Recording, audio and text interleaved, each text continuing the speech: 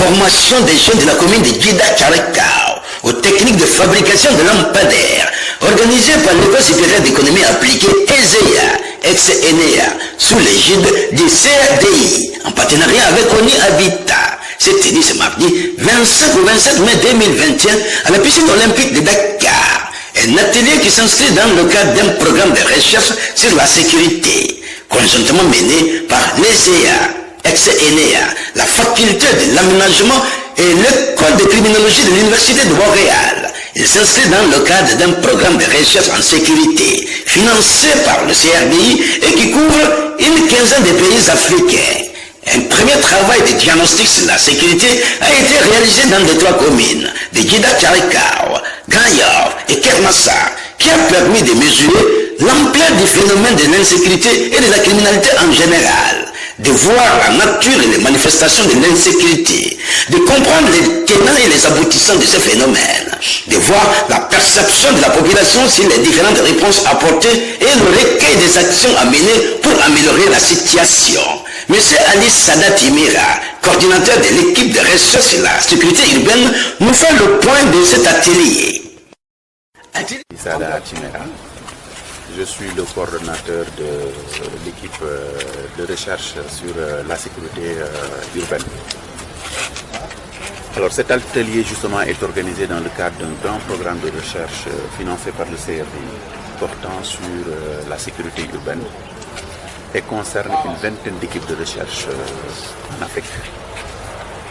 Dans le cadre du Sénégal, l'école supérieure d'économie appliquée, ESEA, ex-ENEA,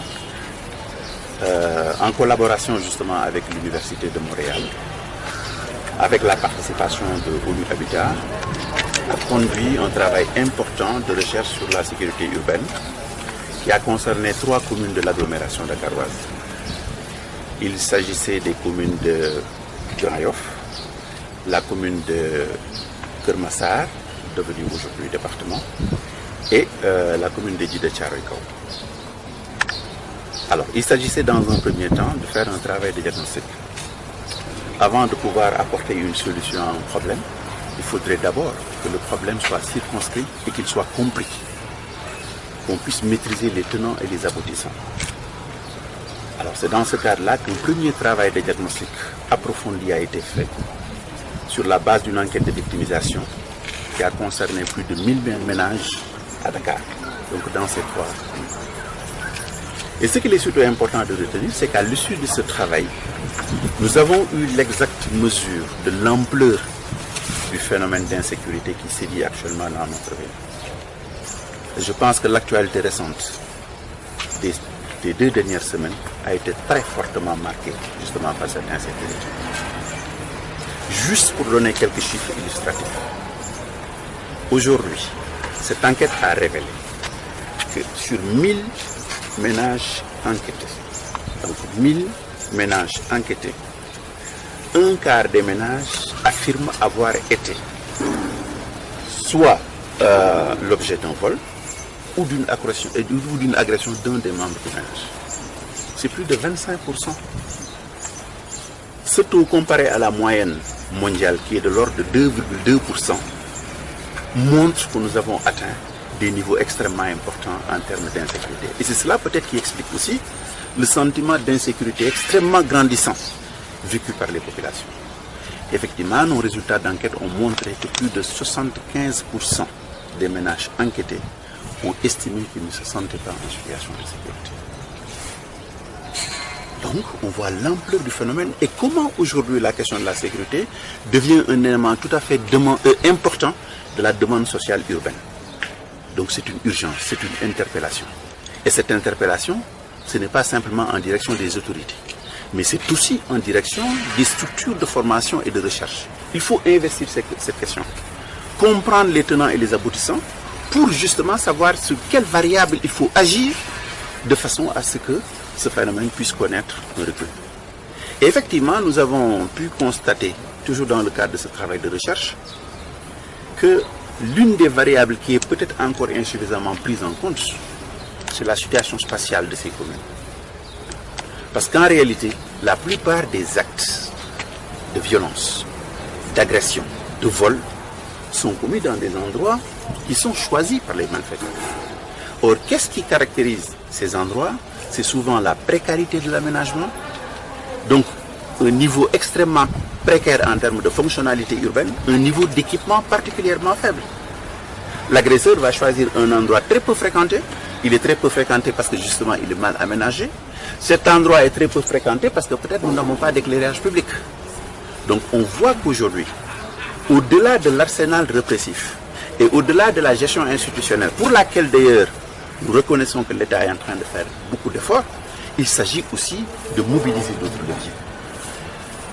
Et cette recherche a montré qu'il faudrait, mettre en place un dispositif de gestion communautaire de la sécurité qui ne soit pas une alternative par rapport à la gestion institutionnelle, mais qui viendrait en complément et renforcer ce dispositif institutionnel. C'est effectivement ce travail que nous sommes en train d'expérimenter au niveau de la commune de Thiaroye-Kao, avec la mise en place de ce qu'on appelait la table d'initiative citoyenne de gestion de la sécurité, intégrant surtout l'ensemble des associations communautaires. Et sur la base de l'élaboration d'un programme d'activité, intégrant les actions à mettre en œuvre, ces jeunes sont partis des résultats de notre recherche pour constater que là où se commettaient justement ces actes d'insécurité étaient ces endroits mal aménagés. Donc nous avons développé toute une composante aménagement et voir comment à travers cette composante aménagement nous pourrions renverser cette dynamique d'évolution ascendante en fait de la sécurité. Et c'est dans ce cadre qu'on s'est rendu compte qu'il était important d'agir justement sur le volet éclairage public. Donc ils ont inscrit dans le programme l'aménagement ou le réaménagement d'un certain nombre de places publiques à l'intérieur de ces communes, aménagement devant intégrer une composante éclairage public. Et c'est justement dans ce cadre-là que cet atelier de formation a été organisé. Donc ONU Habitat, qui est notre partenaire, a dépêché une équipe énergie qui va former ces jeunes à ces techniques de fabrication en fait de lampadaires, qui ne sont pas les lampadaires classiques. Ces lampadaires classiques qui coûtent un peu cher, qui posent des problèmes peut-être quelquefois du point de vue de l'entretien. Et vous savez le problème quelquefois dans nos pays, on sait investir, mais il n'y a souvent pas un bon dispositif de gestion qui puisse assurer un fonctionnement durable. Ici, il s'agit de transférer une technologie maîtrisée et maîtrisable, maîtrisée aujourd'hui par les jeunes. Et nous comptons, à la fin effectivement de cette formation, aménager 2 places à titre de test et d'expérimentation au niveau de la commune de Thiaroye-Kao. Donc ces endroits seront aménagés. Ils seront équipés. On va mettre en place un éclairage public sur la base des connaissances et des compétences reçues aujourd'hui par ces jeunes. Alors vous voyez bien que cet atelier vient à son heure parce qu'il répond à 2 préoccupations majeures qui ont marqué l'actualité. L'actualité de ces derniers mois dans notre pays, ça a été le soulèvement des jeunes il n'y a pas longtemps, qui pose des problèmes aujourd'hui de stabilité sociopolitique des sociétés urbaines. Il faut urgemment répondre à cette question de l'emploi urbain. Écoutez, cette formation va doter ces jeunes d'une compétence qui va pouvoir être réinvestie et leur donner justement des opportunités d'insertion professionnelle parce qu'ils sont dotés d'une compétence qui leur permet peut-être de pouvoir intégrer en fait le marché de l'emploi. Deuxième préoccupation dominante de la période, la presse, ces 2 dernières semaines, a été marquée par la publication d'un certain nombre d'articles, tous relatifs à la question de l'insécurité. On a vu récemment ce qui s'est passé au niveau de Grand F. C'est une préoccupation majeure.